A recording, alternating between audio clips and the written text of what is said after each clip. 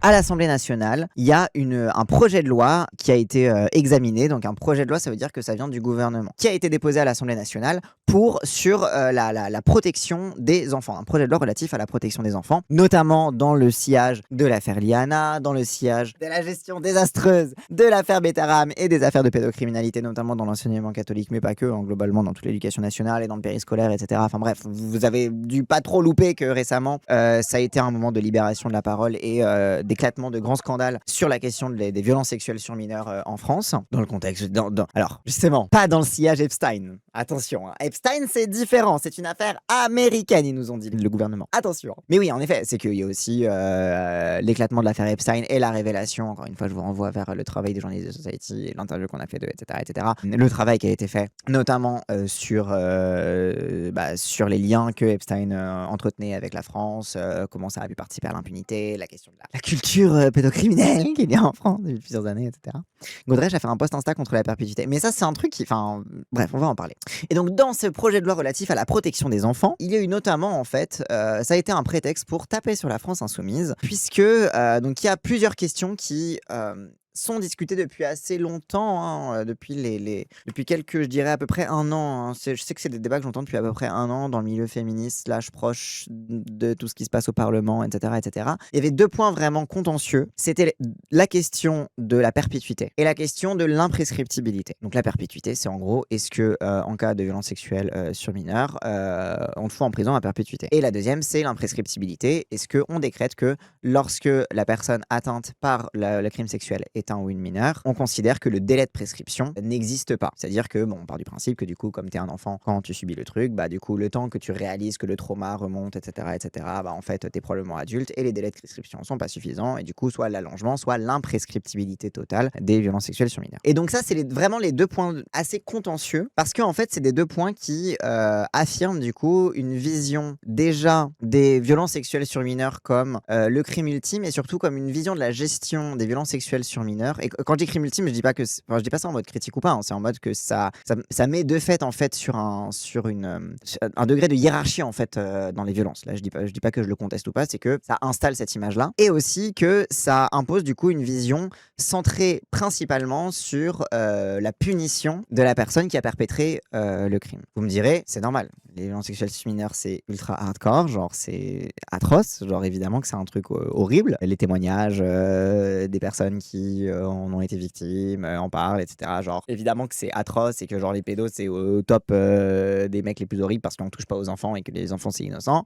Et en plus de ça, bien évidemment qu'il faut punir les gens qui font ça parce qu'en fait les gens qui font ça ils sont complètement dérangés dans leur tête et du coup en fait faut les punir parce que s'ils font ça c'est qu'ils comprennent pas. C'est vrai du principe que les gens qui commettent des violences sexuelles sur enfants sont des monstres absolus que malheureusement c'est un truc tout à fait banal dans notre pays. Exactement. Ce qui pose en fait, qui contiennent en fait deux problèmes en eux. De une, cet effet de hiérarchie, c'est un effet émotionnel avant tout. C'est-à-dire que je vais pas remettre en question le sentiment que les gens ont que la pédocriminalité c'est le pire des crimes. Mais de fait, si tu places une hiérarchie, tu imposes une obligation de surenchère. Ça veut dire que si tu considères que c'est le pire des crimes, ça veut dire que les punitions qui existent déjà, qui sont quand même déjà vénères, on n'arrête pas de dire que la justice est laxiste, etc. Elle l'est pas tant que ça. Hein. Mais que du coup, ça implique que les punitions qui existent déjà sont trop laxistes et donc il faut inventer des punitions encore pires. Le problème, c'est que ça fait des années et des années et des années que militants, juristes, victimes, même les victimes le disent, le degré de punition n'est pas corrélé avec l'absence de récidive. C'est-à-dire que c'est pas parce que tu punis hyper fort quelqu'un que le crime disparaît. Il n'y a pas de corrélation. C'est Laganerie notamment qui en parle. Et ensuite, c'est pas parce que tu punis très fort quelqu'un qu'une fois sorti de sa punition, il va pas récidiver. Parce que la punition n'est pas en soi éducative. Donc ça, c'est deux problèmes où il y a déjà des critiques de fond sur la punition et la surenchère punitive,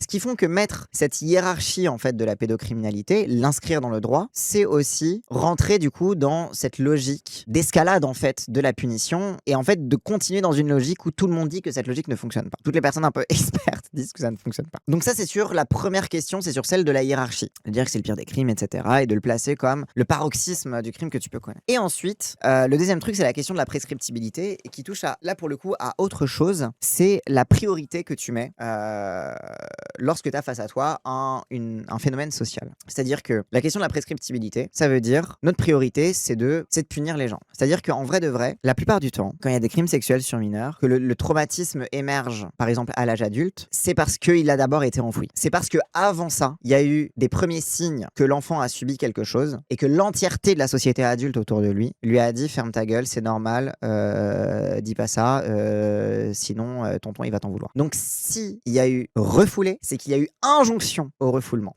Et du coup en fait dire non mais regardez il y a des gens, ils ont mis du temps à sortir leur traumatisme de leur refoulement. Du coup ça implique que on ne veut pas agir sur les structures qui imposent en premier lieu ce refoulement aux enfants et qui imposent du coup que ce truc ne ressorte pas avant 30 ans. Donc évidemment que si ce refoulé-là et cette violence que tu as subie remonte 30 ans après et que c'est prescrit 30 ans après, hop, génial, c'est le crime parfait. Du coup, le mec qui t'a fait subir ça ou la meuf qui t'a fait subir ça, c'est foutu, c'est prescrit. Donc voilà, donc il y a plusieurs trucs là-dedans où le fait de se concentrer sur la question de la prescription, en fait, ça donne aussi une priorité à il faut absolument poursuivre la personne qui a commis le truc, mais du coup, ça, dans la balance, ça fait baisser de poids dans la balance la question de la protection de la personne la personne victime. À partir du moment où tu priorises de dire il faut absolument punir la personne, quel que soit des années après, etc., ça veut dire que ta priorité, ce sera encore une fois envers le perpétrateur, mais du coup, la personne qui est victime devra se retraumatiser et devra revivre quelque chose qu'elle n'a pas forcément envie de revivre, ou alors qu'elle n'est pas forcément outillée pour revivre. Et Dieu sait que ça fait des années que les féministes ne font que dire que le système pénal, le système judiciaire est nul à chier pour prendre en charge le traumatisme des victimes et pour prendre en charge le soin des victimes. Oui, et en plus de ça, le problème de la prescription, c'est la péremption des preuves. Mais après, encore une fois, ça c'est encore un autre problème. Mais en effet, de base, les prescriptions, c'est parce qu'en fait, les preuves sont considérées comme plus valables après certaines années, parce qu'elles sont plus fiables, etc., parce que la conservation, un truc comme ça. Mais en vrai de vrai, c'est pas forcément valable pour tout. Et en fait, c'est valable pour la plupart des violences sexuelles où la question de la preuve est complexe et qu'il y a un travail juridique à faire sur la question de la preuve dans les violences sexuelles. Rappel, il faut tout un village pour violer un enfant. Bah oui, c'est ça. Donc bref, tout ça pour dire que c'est des questions qui sont loin d'être simples et qui sont loin d'être aussi binaires que ce que la droite veut nous le faire croire. On sait que il y avait Retailleau il y a quelques mois qui voulait la castration chimique pour les auteurs de violences sexuelles sur enfants, etc. Bon, déjà ça m'a été rappelé en commentaire, la castration chimique, ça existe déjà, c'est sur demande de la personne. Mais bon, spoiler, ça marche pas. Et en fait, généralement, les gens ils disent la castration chimique ça marche. La preuve, les gens qui en font la demande, après ils violent plus d'enfants. En fait, peut-être que s'ils en font la demande, c'est que peut-être qu'ils sont sur une démarche eux-mêmes de se dire il faut que je me soigne. Et donc ils sont déjà sur une démarche de activement se dire il faut pas que je fasse ça. Donc en fait, ce qui marche, c'est que les personnes sont déjà dans une démarche de soin. Même s'ils acceptent une automutilation, c'est qu'ils sont déjà dans une démarche de soin. Et qu'en fait, ça veut dire que c'est la démarche de soin qui fonctionne, pas la castration chimique. Bref. Et en plus, oui, la castration chimique en soi n'empêche pas de revioler, ça t'empêche de bander, parfois ça te donne des idées suicidaires, ça t'empêche de faire quoi que ce soit, mais ça t'empêche pas de violenter parce que, spoiler alert, il suffit pas d'un pénis pour violer quelqu'un. Il suffit pas de bander pour violer quelqu'un. Bref, en quoi la peine de mort et la perpétuité ne marchent pas si la personne est tuée, elle pourra plus récidiver. Parce que si la peine c'est la peine de mort, plus personne n'osera porter plainte. C'est quoi les chiffres déjà? Rappelez-moi le pourcentage des violences sexuelles sur mineurs qui sont incestuelles. Non, 1 sur 10, c'est un enfant sur 10 qui a subi des violences incestuelles. Mais parmi les mineurs qui ont subi des violences sexuelles, combien sont incestuelles? C'est autour de 80%, on est d'accord, 80-90%, un truc comme ça. Donc en fait, s'il y a la peine de mort, déjà que vous regardez Betaram, vous regardez tous les témoignages autour de vous, autour de violences sexuelles, etc., à chaque fois, pourquoi ces témoignages ont été tus, pourquoi ces témoignages ont été refoulés, pourquoi ces témoignages ont été empêchés, c'est parce que tu avais tout un monde d'adultes autour qui, pour X ou Y raison, ont fait en sorte que cette réalité n'émerge pas.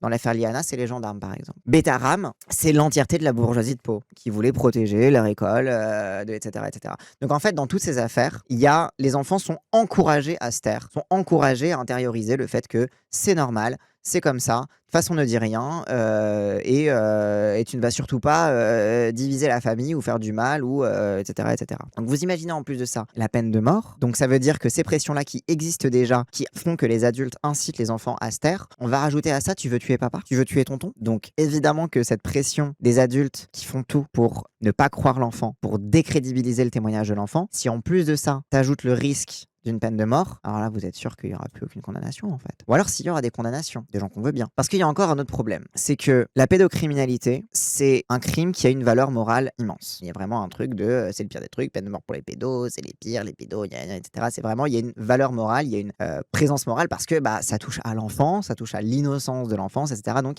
il y a une valeur morale immense dans la question de la pédocriminalité. Et très souvent, quand des crimes sont moraux comme ça, on observe souvent que dans le discours, ce qui compte avant tout, c'est pas de mettre fin à la pédocriminalité, c'est d'exercer une violence rétributive sur le coupable. Et cette violence rétributive, souvent, elle est teintée d'autres choses. Vous connaissez, hein, dans le champ du discours, dans le champ des représentations sociales, le sens des choses glisse. Notamment, par exemple, au hasard. Pourquoi on dit que les homosexuels, c'est des pédophiles? Parce que ça vient de la pédérastie qui est une pratique qui existe dans la Grèce et la Rome ancienne, où parmi certains rites d'initiation et de passage à l'âge adulte, il y avait une initiation morale et sexuelle de l'adolescent. Mais donc, par exemple, qui se fait beaucoup traiter de pédophile sans pour autant l'être? Là, je parle de pédophile, hein, pas de pédocriminel. Le pédocriminel, c'est un acte qui est posé, on peut plus ou moins juger si l'acte a été posé. Qui se fait traiter de pédophile? Ah oui, c'est vrai, les homosexuels, les personnes trans, les drag queens. Et notamment aux États-Unis, on sait que le terme de groomer, qui est en fait un euphémisme pour pédophile, en fait. Faut arrêter de dire que en fait, groomer, c'est pas pareil que pédophile. Non, en fait, groomer, c'est juste un euphémisme pour pas dire pédophile, c'est tout. Mais le terme de groomer est utilisé presque comme synonyme de personne trans,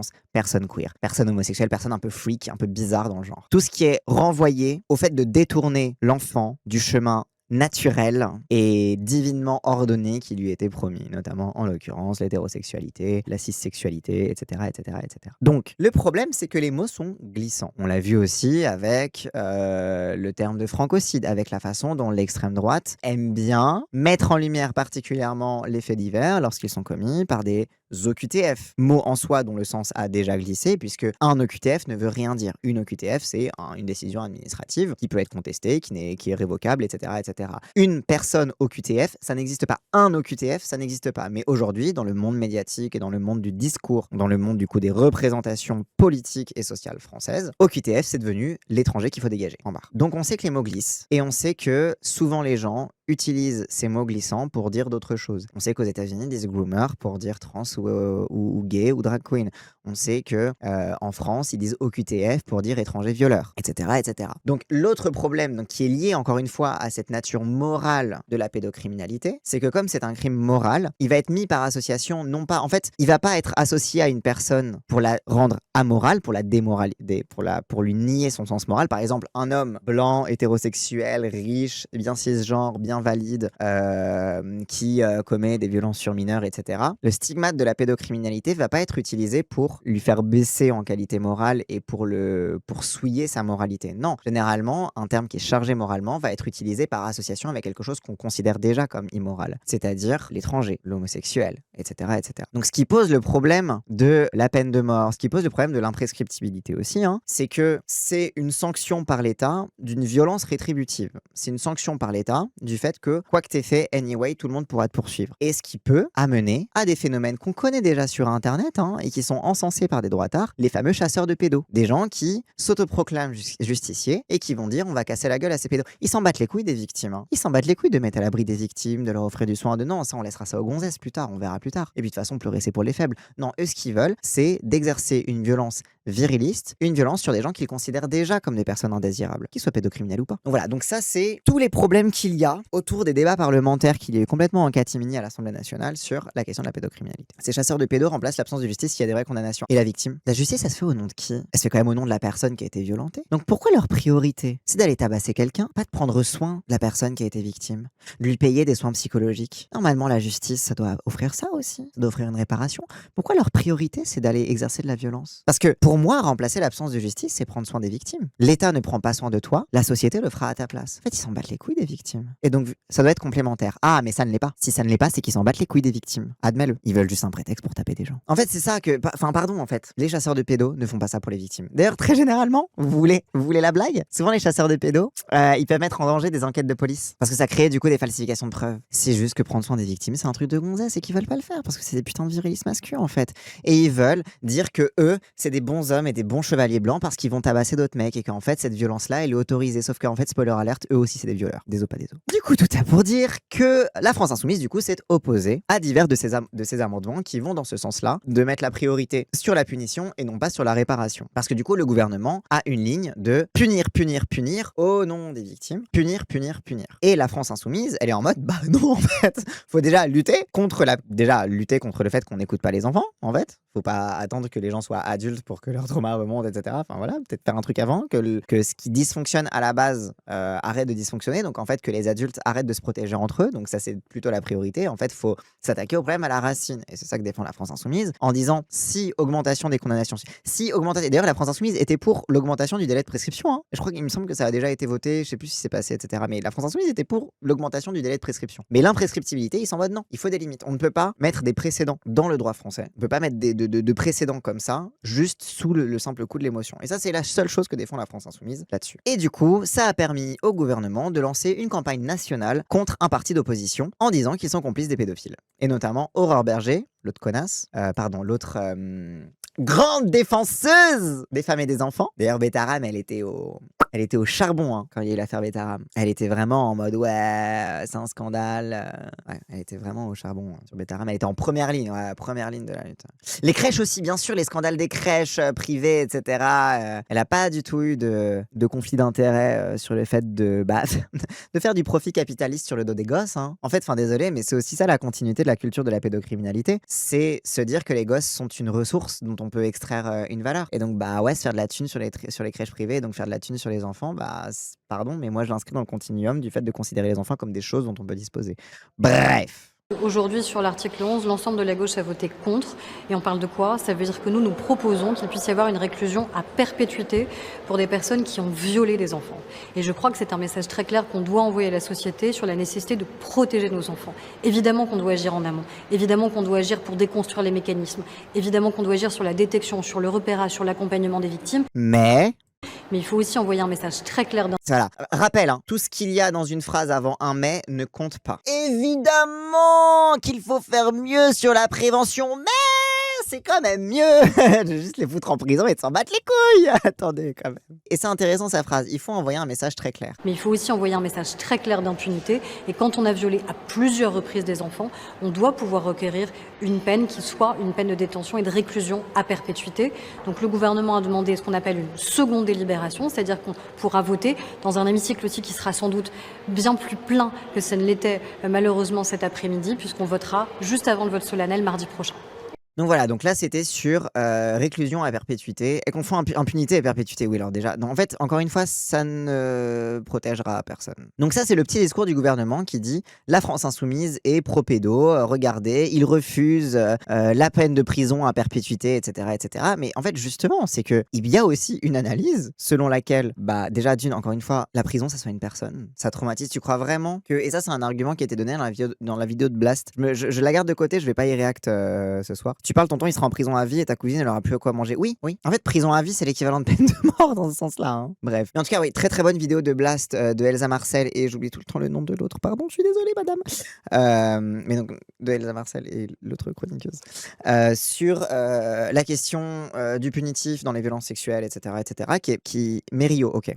Qui vraiment pose vraiment les bases. Eugénie Mériot, ok.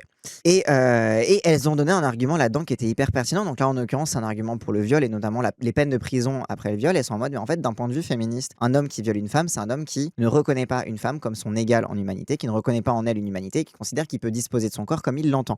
Donc un homme qui ne considère pas une femme comme un être humain digne d'empathie, pour le punir, vous allez le mettre dans un univers uniquement masculin, dans lequel les femmes, c'est soit des matonnes, soit des meufs derrière un parloir, et dans lesquelles les violences sexuelles sont omniprésentes aussi. Bizarre la take, genre c'est pas ça qui va lui apprendre que les femmes sont des êtres humains comme les autres. Genre c'est pas, on ne soigne pas un crime masculiniste par une non-mixité masculiniste et violente. Et ça, je trouve que c'était un très très bon argument dans leur vidéo. Bref, et donc, attends, j'ai mis du coup de côté, donc ça c'est le truc général, etc. Mais j'aimerais quand même mettre en avant un petit peu les arguments qui ont été opposés par la France Insoumise. Alors il y avait ça. Dans les arguments émotionnels, il y a ça notamment. Non, moi je comprends toujours pas comment il est possible de se dire que pour des criminels qui violent en série des enfants, ils ne pourraient pas demain être condamnés à perpétuité. Je pense que ça suscite de la colère, de l'indignation et de l'incompréhension de la part des Français. On parle de pédocriminels, on sait qu'en cas de pédocriminalité, il y a très souvent de la récidive, c'est-à-dire des enfants qui sont ciblés. On parle d'enfants enfants qui ont confiance dans les adultes. On parle de l'inceste, c'est-à-dire d'un parent, de celui qui est supposé protéger le plus, aimer le plus, sécuriser le plus et qui abuse de cette confiance pour dominer, pour contrôler, pour briser l'enfance de tant et tant d'enfants aujourd'hui. Et pour avoir rencontré beaucoup de victimes de violences sexuelles, elles ont souvent cette expression qui est de dire mais nous, on a été condamnés à perpétuité. Le fait d'avoir subi dans l'enfance des violences sexuelles ou l'inceste nous condamne à perpétuité. C'est toute une vie pour espérer et essayer de se réparer et on n'aurait même pas la symétrique, c'est-à-dire on n'aurait même pas le fait que des criminels, eux, pourraient, il n'y a pas d'automaticité, pourraient être condamnés à perpétuité. Donc... Ça, c'est intéressant de réclamer la symétrie. Si tu veux de la symétrie, autant les violer. Ah mais non, c'est trop tard parce que souvent c'est des adultes, donc on peut pas retourner les violer dans leur enfance. Enfin, parfois ils l'ont été aussi. En fait, c'est ça, c'est que c'est une logique de vengeance. C'est pas une logique de justice. C'est pas une logique de réparation. C'est une logique de vengeance. J'ai subi ça, donc il mérite aussi la perpétuité. Et en fait, c'est là qu'on voit que c'est un argument uniquement émotionnel, qui essaye uniquement d'appeler à votre sens de l'indignation et à votre sens de la moralité, sans essayer de réfléchir à de quoi elles ont besoin, ces victimes-là, en fait. C'est-à-dire qu'elles ont été condamnées à quelque chose d'injuste et du coup, elles réclament quelque chose d'injuste en face. Et oui, en plus, et encore une fois, qu'est-ce que tu fais du coup des gens qui ont subi même des violences sexuelles dans leur enfance et qui reproduisent une fois qu'ils sont adultes? C'est aussi un truc intéressant, c'est qu'eux-mêmes ont été condamnés à perpétuité. Et du coup, ils sont plus condamnés à perpétuité parce qu'ils sont...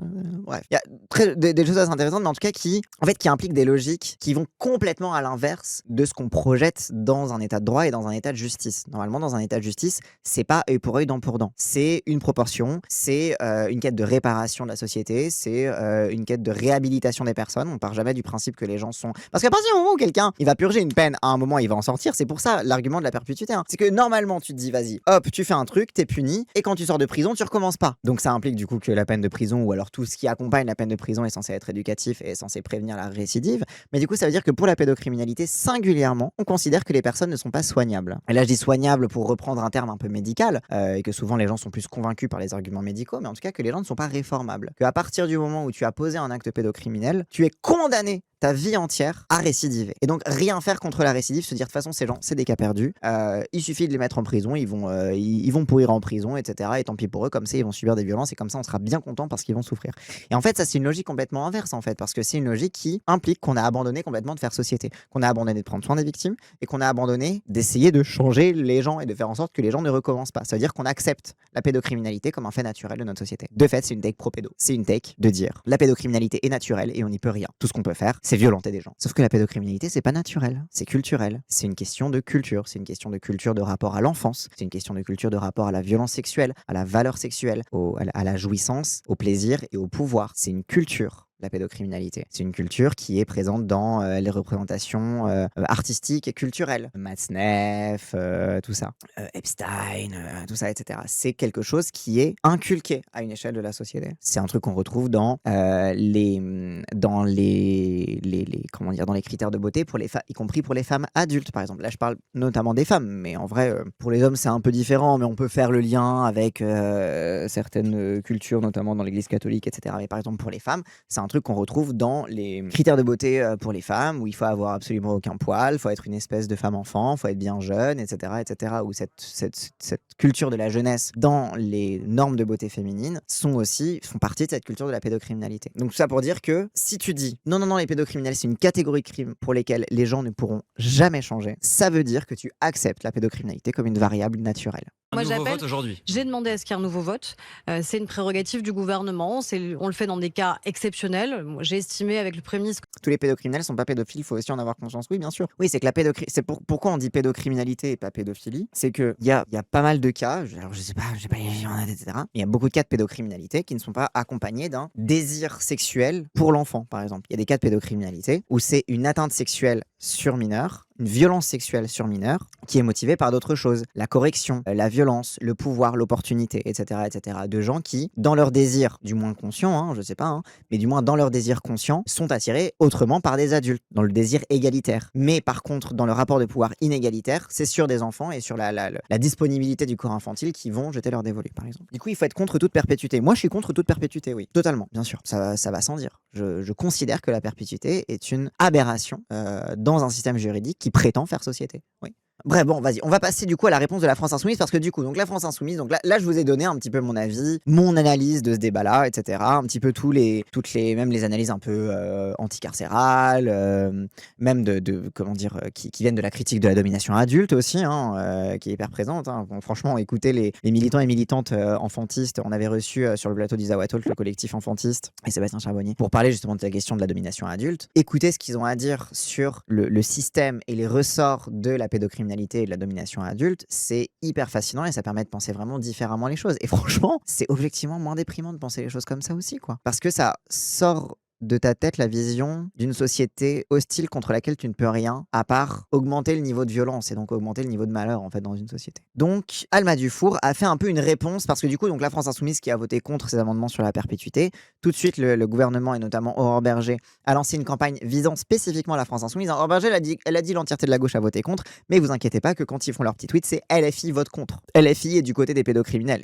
On est en campagne présidentielle les gens. Et donc Alma Dufour a fait une petite réponse. Quand il y a eu l'affaire Liana, la France Insoumise a dit que Macron allait essayer d'enfumer tous les Français en faisant comme si c'était pas une histoire d'effondrement du système, de la police et de la justice. Déjà, on vous l'avait dit. Et c'est très vrai. Il y a eu l'affaire Liana. En fait, généralement, les affaires de pédocriminalité qu'on a eues, Epstein, Liana, Betaram. On peut ajouter à ça, parce qu'encore une fois, c'est l'exemple qui avait été pris dans la vidéo de Blast, Pédico. Quand il y a des scandales comme ça, c'est toujours des cas monstrueux. C'est toujours des cas qui vont au paroxysme de la violence. Et d'ailleurs, c'est pour ça que ces cas explosent médiatiquement. C'est parce que c'est tellement horrible que tu peux pas détourner le regard. Que tu peux pas faire semblant que c'est juste un fait divers. Donc, la culture du mépris pour les enfants va jusqu'au traitement médiatique où on attend qu'une meuf se fasse buter pour se dire faut quand même penser à la pédocriminalité. Donc déjà, ça, c'est un problème. Parce que du coup, ça veut dire que la vision médiatique qu'on a de la pédocriminalité, c'est toujours sa vision la plus monstrueuse, alors que sa vision la plus quotidienne, du coup, devient presque effacée de tout ça. Alors que c'est cette réalité quotidienne qui reste la réalité massive. Est-ce que la loi aurait empêché les drames récents? Non. Non. Parce que l'affaire Liana, typiquement, c'est les gendarmes qui s'en sont battus les couilles. C'est la gendarmerie qui a été défaillante. C'est justement ce truc premier dont je vous parle depuis tout à l'heure, de que la priorité doit être sur la protection de la victime, la protection, l'accueil et l'accueil de sa parole, avant de commencer à dire on va chercher, on va se venger, machin, etc. Déjà, il y a une personne qui est en souffrance, qui parle, déjà, entourer cette personne, la protéger, etc. Et après, protéger les autres. Mais rien que cette mise en sécurité, elle a mis genre plus d'un an, je crois, c'était quoi? C'était genre l'expertise, et encore c'est l'expertise psychiatrique, l'expertise, hein, c'était pas... ça a mis un an à arriver, un truc comme ça. Donc rien que l'accueil de la parole de la victime, rien que la raison pour laquelle... Donc évidemment que on se retrouve en fait à réparer les pots cassés, parce que on s'est pas posé la question de que peut-être qu'il fallait pas lâcher le pot, tu vois. Bref, c'est... métaphore de merde, mais vous avez capté quoi. On se retrouve à gérer des conséquences qui auraient pu être évitables. C'est parce que Yana s'est pas faite violer et tuer parce qu'il n'y a pas la perpétuité pour les violeurs de mineurs en France. Elle s'est faite violer et tuer parce que Jérôme Barella, il y avait eu 10 signalements sur lui et il était déjà mis en examen pour viol depuis 2 ans. Il n'avait pas été encore auditionné. Jérôme Barella aurait dû déjà être auditionné, voire mis en détention provisoire. Donc en fait, Macron, il est sorti tout de suite pour dire il n'y a pas de problème avec les moyens, etc. Si, Emmanuel, il y a un gros problème. Tu as baissé le budget de la justice par rapport à l'inflation. 3 pauvres milliards que tu mets en avant. Il y a eu 27 milliards pour la défense. Si, il y a un problème quand depuis des années, les victimes de viol te disent qu'elles ne sont pas prises au sérieux dans les commissariats et que rien n'est fait pour pousser les agents à vraiment traiter ces plaintes, il y a un problème quand on... Oui, parce que on parle du fait qu'on ne croit pas les enfants. C'est clair qu'on croit vraiment pas les enfants. Mais les adultes non plus, on les croit pas. Hein. Genre, je veux dire, les meufs qui vont porter plainte en commissariat, le nombre d'histoires horribles où elles racontent comment les flics les reçoivent et sautent de leur gueule, font des blagues ultra misogynes sur elles, etc. Ou sont en mode c'est bon, rentrez chez vous, c'était juste une petite dispute. Seuls 3% des auteurs de viol sont condamnés aujourd'hui en France. Et donc là, on a toute la France qui est en train de discuter de savoir si c'est bien ou pas la perpétuité pour les violeurs, alors que le vrai sujet, il n'est pas là, et donc ça s'appelle une grande manipulation politique. Oui, et ça, c'est un bon argument aussi, c'est que là, on parle dans le vent. On va mettre la perpétuité. Ok, d'accord, super, ça va rien changer. En fait, à minima, ça va créer un précédent qui est dangereux juridiquement. Mais même si on va pas jusque là, même si on est en mode non, mais la perpétuité c'est bien, etc., ça va rien changer. Si t'attends de pouvoir te dire, est-ce que une fois que le mec a violé plein de gosses, on va l'emmener à perpétuité, c'est déjà que t'as échoué. C'est déjà que le système a défailli. Donc ok, super, on va encore pleurer des gens. C'est génial quoi. Encore une fois, c'est un système qui reste du côté des pédocriminels. Parce que c'est un système qui attend qu'ils récidivent. Et donc qu'ils fassent encore plus de victimes. Genre, tu sais, y a rien qui va là-dedans. Enfin bref, y a rien qui va. Politique de masse. Macron, et le RN ont réussi leur coup. On est en train de se disputer pour savoir si il faut durcir les peines, alors que le problème, il est pas là. Le On parle dans le vent sur des trucs qui seront même jamais jugés, jamais condamnés. problème, c'est qu'il n'y a pas les moyens qui sont mis pour empêcher les crimes. Maintenant, c'est un débat qui est quand même légitime et on a eu beaucoup de commentaires pour dire mais pourquoi la France insoumise s'est opposée à la perpétuité. Et donc, en fait, on vous doit une réponse et la réponse, c'est parce que ça va être pire. C'est un remède pire que le mal. Essayez de prendre un peu de distance et de comprendre pourquoi. Les jeunes, quand c'est des viols sur les mineurs, donc c'est de ça qu'on parle, dans 55% des cas, c'est quelqu'un de leur famille, c'est de l'inceste. Dans 80% Oui, des ça, cas, 80% c'est des quelqu'un qu'elles connaissent. Donc en fait, déjà que dans seulement 12% des cas d'inceste et 19% des cas au total, les victimes portent plainte, qu'est-ce qui va se passer, vous pensez, si en portant plainte, un enfant peut envoyer son père en prison à vie? Et encore une fois, ça c'est désolé, mais qu'est-ce que vous voulez de plus? C'était encore une fois un exemple, un très bon exemple qui a été donné dans la vidéo de Blast. C'est Camille Kouchner qui a écrit du coup le livre Familia Grande sur du coup, les violences incestuelles et pédocriminelles dans la famille, etc. Et elle a dit elle-même que elle a attendu la prescription pour écrire le bouquin parce que bah, justement, elle était en mode bah, si ça avait été pas prescrit, j'aurais jamais témoigné là-dessus. Parce que le cas de conscience a faire violence à la famille, le cas de conscience a que ça puisse être jugé, etc., qu'elle puisse être retraumatisée par ce système. Et que aussi le fait d'écrire un témoignage, quand tu écris un témoignage, tu es en contrôle de ta parole. Quand ce témoignage est accaparé par le système judiciaire, qu'il est décortiqué, qu'il est mis en doute, parce que c'est ça aussi, hein. C'est ça aussi un procès, c'est la mise en doute constante et enfin, vous avez vu le procès Pellico, comment c'était atroce ce que Gisèle Pellico a dû subir, mais en fait, c'est le système judiciaire. Si on demande des réponses judiciaires, on va forcément demander des processus qui sont ultra violents pour les victimes. Bref. Après, c'est spécifique car c'est pas elle la victime et son frère. Oui, alors il y a aussi ça. Mais il y a le fait que bah, la question de la parole et de la liberté de la parole est beaucoup plus simple si derrière il n'y a pas des conséquences encore plus grandes, quoi. Et en fait, presque la libération de la parole est plus simple pour des personnes à qui on peut promettre qu'elles vont pas subir des violences supplémentaires du système judiciaire parce que justement elles ont parlé et qu'elles ont contribué et qu'elles ont voulu contrôler leur témoignage. Ne pas dénoncer, c'est permettre d'autres victimes. Ah, donc maintenant c'est la faute des victimes. T'es sûr que tu veux aller là-dessus? Parce que autant la non-assistance à personne en danger, oui, ok, d'accord. Mais là, on parle de victimes qui parlent, qui témoignent sur ce qu'elles ont subi. En mode, c'est la faute des victimes s'il y a d'autres. T'es sûr que tu vas aller sur ce terrain? C'est qui les meilleures victimes du coup? C'est les potentielles ou celles qui sont vraiment victimes? En fait, franchement, quand vous avez des grandes phrases comme ça, allez jusqu'au bout de la logique. Enfin, tourner cette fois sa langue dans sa bouche, c'est pas tourner cette fois la même phrase dans sa bouche, c'est dire bon, qu'est-ce que ça implique la phrase que je suis en train de dire? Déjà qu'il n'y a que 2% des gens qui sont victimes d'inceste qui portent plainte, en fait, ça risque de déclencher encore moins de plaintes. Et donc, en fait, ces gens qui sont en train de vous dire que nous, on n'en aurait rien à foutre, moi, personnellement, j'en ai rien à foutre qu'un violeur d'enfant, il passe sa vie en prison, c'est pas le sujet. Mais en fait, aucune des associations qui défend les victimes de viol et d'inceste ne demande cette perpétuité, justement, ils sont Et c'est contre ça. exactement pour les raisons que je vous donne. Donc, il faut essayer de réfléchir et de penser en Enfin si, une asso red flag que le gouvernement adore et dont j'ai déjà parlé et je vais pas revenir là-dessus parce que bon voilà, c'est toujours un terrain glissant. Mais typiquement la Civis, elle ne demande pas ça. La commission interne des violences sexuelles sur les enfants, bon la commission spéciale sur les violences sexuelles envers les enfants, ne demande pas ça pour exactement ces raisons-là. C'est qu'en fait il y a déjà une culture de l'omerta et rajouter une peine à perpétuité qui, de toute façon quoi qu'il arrive, ne changera rien parce que déjà de base le problème c'est que les plaintes ne sont pas prises en compte. Bah en fait ça va réduire le nombre de plaintes prises en compte en fait. Ça va encourager cette culture de l'impunité et cette culture de l'omerta. Parce qu'avant de parler d'impunité, c'est l'omerta la question. fait que malheureusement les choses ne sont pas si simples que ça. Et quand en plus ça vient donc du gouvernement macroniste qui baisse les moyens, qui refuse aux associations féministes les 3 milliards qu'elles demandent pour lutter réellement contre les violences sexistes et sexuelles et les viols. La Civis que le gouvernement voulait littéralement fermer avec la... Oui, rappel, hein. Rappel, on est censé avoir une commission qui peut être questionnable, qui peut être... voilà, mais bon, qui est censée être spécialisée sur les violences sexuelles sur les mineurs. Et le gouvernement, grand champion de la lutte contre les violences sexuelles, il voulait quoi? Il voulait démanteler la Civis. Ça coûte trop cher, vous comprenez. Alors que si on fait une loi qui promet de mettre des violeurs en prison en sachant pertinemment qu'elle sera jamais appliquée, sauf sur des gens qu'on considère quoi qu'il arrive déjà indésirables, donc ce sera quand même bien pratique d'une pierre deux coups, c'est quand même mieux. Une loi qui va encore plus encourager aux victimes de ster, quand même mieux, non? Et les féminicides. Et quand on sait aussi que le RN emboîte le pas, alors que le RN a essayé de saboter la loi sur Bétaram, parce que quand les viols sont commis dans des institutions catholiques, là, bien sûr, il n'y a plus personne. Et quand on sait que les macronistes et le RN ne veulent pas ouvrir une commission d'enquête sur l'affaire Epstein, à un moment donné, en fait, on se fout de la gueule du monde. Oui, bah franchement, Alma la Goth, hein. Franchement, si vous voulez une vidéo concise, avec les contre-arguments, avec ce que propose vraiment la France Insoumise, et avec vraiment, pour sortir des clichés de la France Insoumise, des pro-pédos, parce qu'ils veulent pas tuer les violeurs. Genre, voilà, désolé, ça c'est des arguments rationnels, c'est des arguments qui appartiennent à celle des associations qui luttent contre, etc.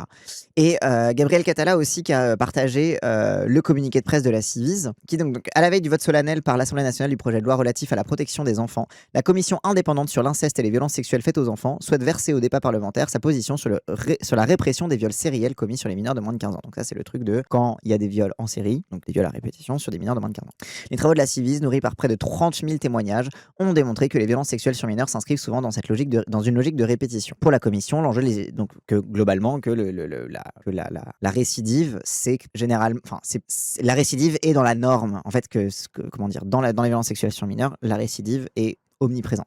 Donc on parle très souvent, généralement, quand on parle de violence sexuelle sur mineurs, on parle de violence à répétition. Ça n'arrive jamais une seule fois. Pour la commission, l'enjeu législatif ne réside pas seulement dans le quantum de la peine, mais dans la capacité de la nation à garantir qu'un enfant, une fois la parole libérée, ne sera plus jamais exposé à un risque de récidive. Donc voilà, donc la Civise, elle est en mode, on sait que les violences sexuelles sur mineurs sont caractérisées par la récidive, du coup il faut agir sur la prévention de la récidive. C'est une logique de contention et de prévention de la récidive, parce que s'il n'y a plus de récidive, il n'y a plus d'actes pédocriminels nouveaux. Donc il n'y a plus de nouvelles victimes. La Civise, elle est en mode, la priorité c'est de travailler sur la récidive. Donc la Civise est respectueuse des principes fondateurs de la République et particulièrement de la préservation des libertés fondamentales. Elle considère que la réponse publique doit impérativement préserver la cohérence globale de l'échelle des peines. Donc ça c'est ce que je vous disais au tout début sur la question de la hiérarchie. Ça pose quand même une question quand tu inscris une hiérarchie de certains crimes sur les autres. Alors évidemment qu'il y a des hiérarchies, évidemment que les crimes ne sont pas jugés pareil, il y a de plus en plus d'individualisation des peines, etc., etc. Mais de poser un crime comme le crime ultime qui place un nouveau plafond dans ce que le système pénal et judiciaire est capable de faire, c'est pas... Voilà. Et ah oui, tout à l'heure dans le chat, il y a quelqu'un qui disait oui, les gens qui disent c'est le Macron qui a baissé les moyens de la justice. Là, le problème en l'occurrence dans l'IANA, c'est la gendarmerie et la police qui a dysfonctionné. Je suis totalement d'accord avec toi. C'est qu'il y a les baisses de dotation de la justice, mais il y a aussi simplement le problème structurel de la police, quoi. Mais en fait, moi je considère que les deux font partie parce que la police, en théorie, si on sort de la théorie si on sort de la théorie abolitionniste de la police, qui veut que la police existe pour maintenir les dominations dans une société, etc. En théorie, la police et comment la police est censée fonctionner pour les citoyens dans son fonctionnement normal, neutre, entre guillemets, la police est censée être le premier accès des citoyens à la justice. Et c'est pour ça qu'on parle souvent du continuum police-justice.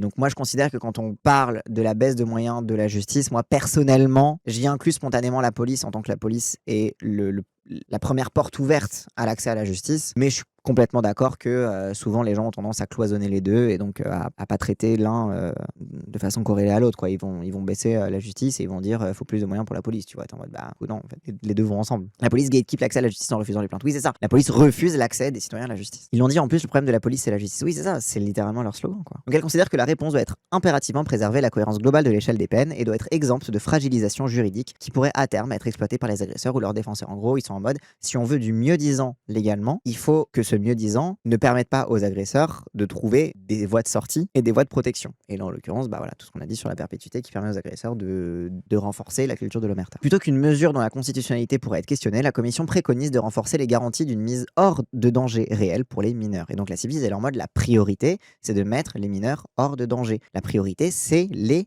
victimes. Donc le renforcement des mesures de suivi socio-judiciaire. La Civile appelle à rendre effectifs les soins pénalement ordonnés et à interdire l'exercice de toute activité au contact des mineurs. Spécialisation des parcours de soins pour les auteurs. La sanction pénale doit impérativement s'accompagner d'une prise en charge thérapeutique effective associée à un accompagnement socio-professionnel de nature à prévenir durablement le passage à l'acte. Donc la Civile, elle est en mode la condamnation doit servir à prévenir le passage à l'acte, à faire en sorte que les gens changent et ne commettent plus des violences. Genre, ça doit être la priorité d'avoir un accompagnement thérapeutique, socio-professionnel, socio-psychologique, etc. Enfin voilà, psychosociologique, pour se dire, la personne, pour commettre ces violences sur des mineurs, ça veut dire qu'elle a une conception d'elle-même, de la vie, de la projection de sa propre puissance, du droit qu'elle a sur le corps des autres, qui est déjà pas celui qu'on veut, qui est pas déjà dans la norme qu'on veut dans la société. Donc déjà ça, il faut le toucher. L'exigence de prudence concernant la réclusion à perpétuité. Donc là, elle dit en mode prudence. S'il est légitime que la nation juge et condamne avec rigueur les crimes sériels, donc les crimes en série, donc les crimes qui sont commis plusieurs fois, la systématisation dans le droit pénal français du recours à la réclusion criminelle à perpétuité doit être appréhendée avec une extrême prudence. En gros, de dire que systématiquement ces prisons à perpétuité, bellec. La protection des enfants exige des outils juridiques solides plutôt que des symboles au statut juridique incertain. Parce qu'évidemment que c'est symbolique, comme je vous disais tout à l'heure, c'est moral, on met un symbole, c'est le terme qu'emploie Aurore Berger, hein, le truc de envoyer un message clair. Sauf qu'en fait, c'est pas un message qu'il faut envoyer.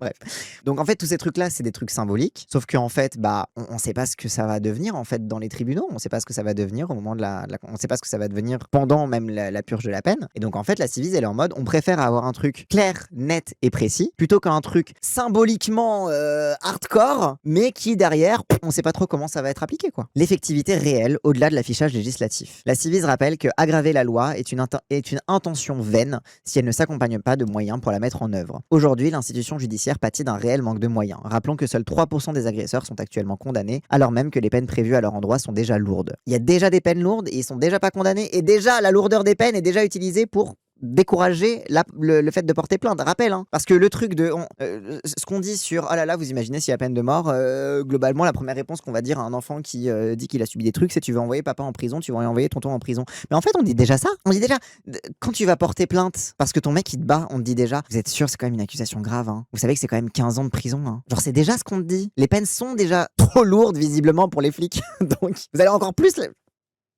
n'a aucun sens.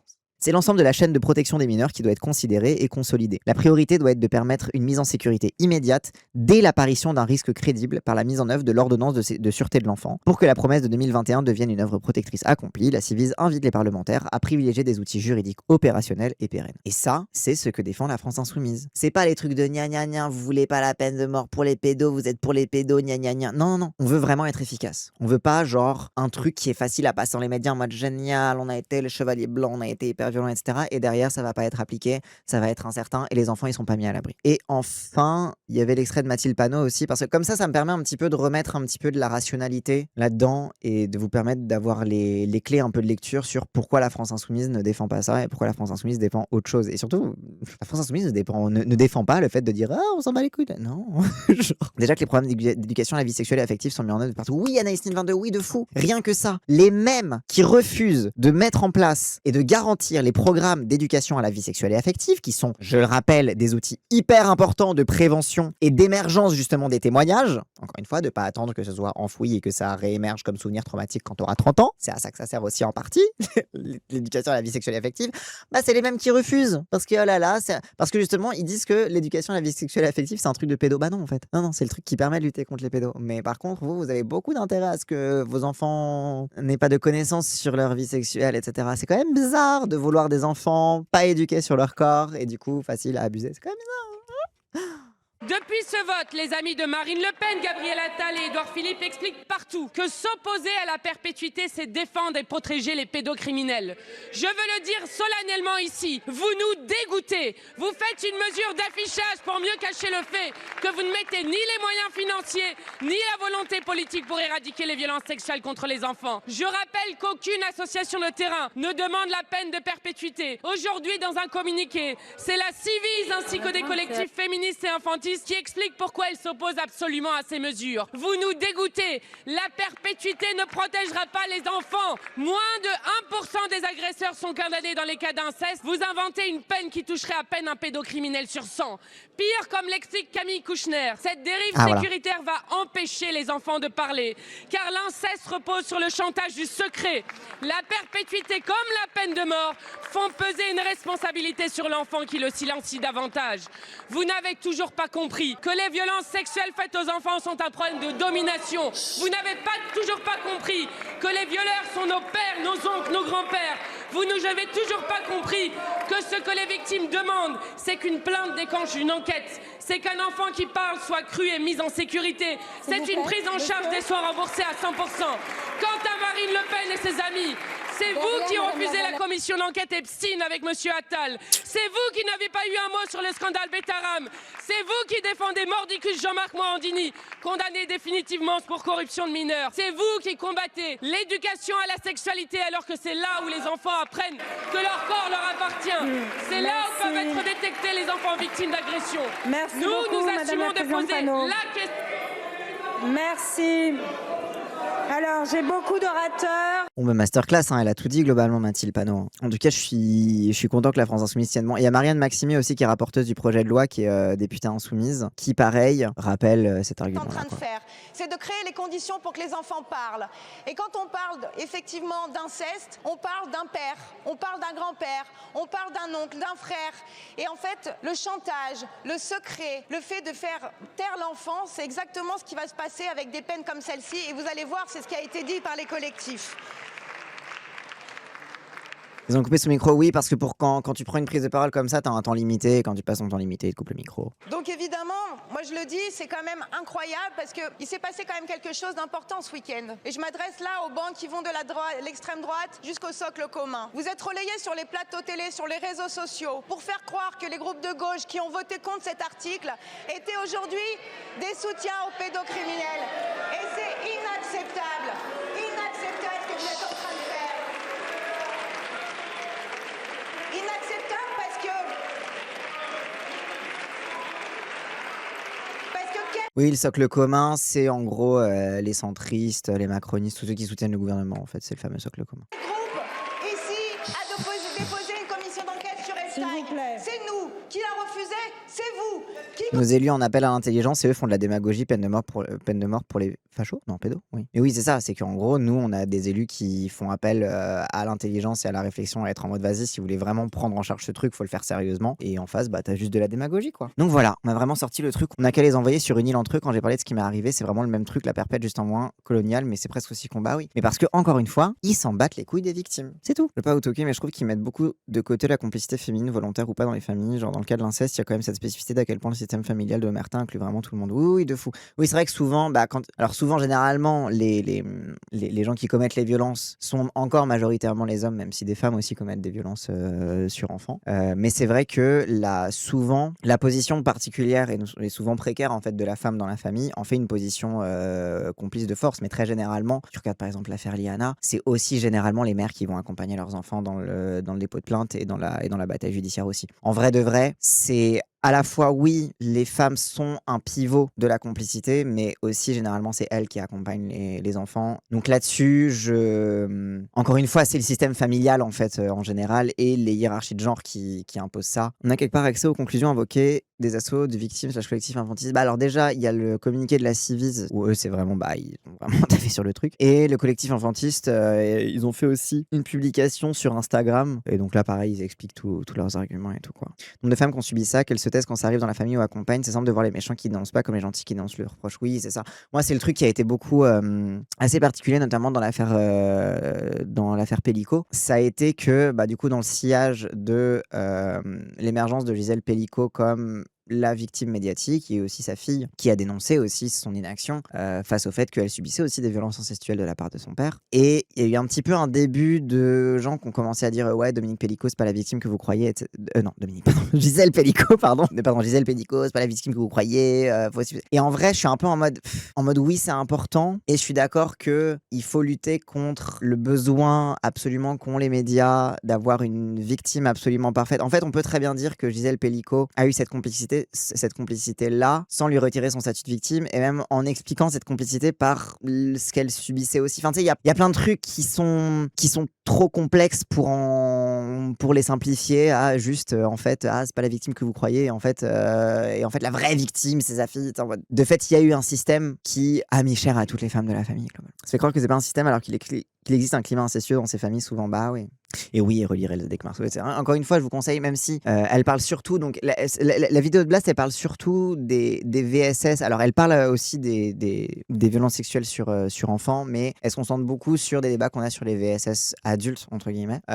Mais elle pose des arguments aussi intéressants, mais qui sont en fait qui rappellent un peu les bases de l'abolitionnisme carcéral et du moins la méfiance féministe nécessaire vis-à-vis de la surenchère pénale et de la surenchère des peines et de la surenchère de violence et des logiques de vengeance dans le système pénal et le système judiciaire. Voilà, donc dernière petite recommandation. Franchement, très bonne vidéo, qui pose des bonnes bases. Même si à la fin, elle recommande Dworkin et McKinnon, je suis pas très sûr. Genre à la fin, elles font des recommandations de lecture et elles disent lisez Andrea Dworkin, c'est une claque, et Catherine McKinnon, alors que bon, Catherine McKinnon est quand même un des visages du féminisme carcéral et du féminisme pénal. Donc je suis pas sûr de la take Catherine McKinnon. Je pense qu'il doit y avoir un petit peu un débat très sex wars entre pro-sexe et anti-sexe, je pense, dans l'écriture de cette vidéo, parce que Clara Serra, pour le coup, elle est très anti-McKinnon, anti-Dworkin, et elle recommande la lecture de Clara Serra, mais elle recommande aussi Dworkin et McKinnon, donc je pense qu'il doit y avoir un débat pas résolu sur ce sujet-là. Oui, ça m'étonne pas que Honoré Dombac n'était pas content, ça c'est clair. Mais en tout cas, très bonne vidéo, voilà. Et les recommandations de lecture, vous pouvez vous arrêter après les derniers livres de la Fabrique, et Dworkin et McKinnon, vous pouvez lire, mais avec des pincettes, on va dire. Enfin voilà, hop, et avant de partir, n'hésitez pas, si cette vidéo vous a plu, à liker, commenter, partager, comme d'habitude, ça aide à faire tourner l'algorithme. Et si vous voulez me soutenir financièrement, n'hésitez pas à cliquer sur le lien Stream Elements qu'il y a dans la description de cette vidéo. Allez, cette fois je vous laisse.